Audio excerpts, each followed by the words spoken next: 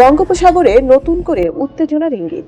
চীনের ক্রমবর্ধমান নৌতৎপরতা, পাকিস্তানের সঙ্গে সামরিক বন্ধন আর বাংলাদেশের ভূকৌশলগত অবস্থান সবকিছুকে সামনে রেখে এবার বড় সিদ্ধান্ত নিল ভারত। পশ্চিমবঙ্গের হলদিয়ায় গড়ে উঠেছে ভারতীয় নৌবাহিনীর নতুন নৌঘাঁটি, যার লক্ষ্য একটাই, বঙ্গোপসাগরের উত্তর অঞ্চলে শক্ত উপস্থিতি নিশ্চিত করা।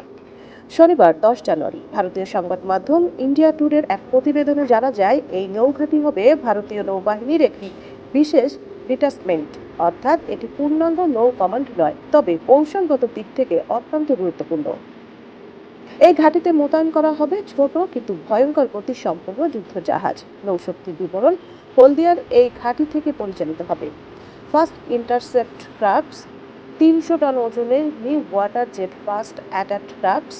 এই যানগুলো ঘন্টায় 40 থেকে 45 নট গতিতে ছুটতে পারে, যেগুলো ব্যবহৃত হবে উপকূলীয় নজরদারি, দ্রুত হামলা এবং অনুপ্রবেশ প্রতিরোধে।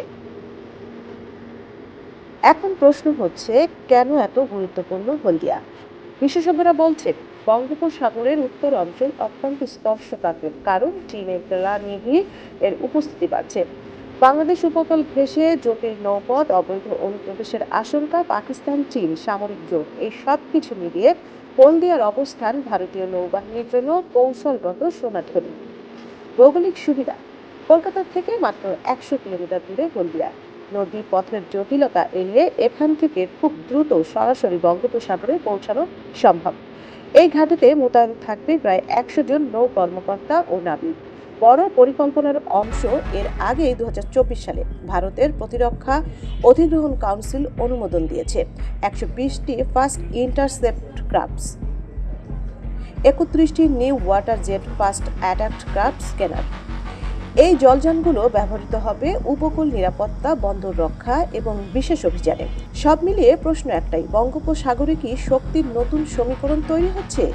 চীন, পাকিস্তান ও বাংলাদেশের ভূ-কৌশলগত বাস্তবতায় ভারতের এই নতুন নৌঘাঁটি কি নতুন কোনো উত্তেজনার ইঙ্গিত দিচ্ছে?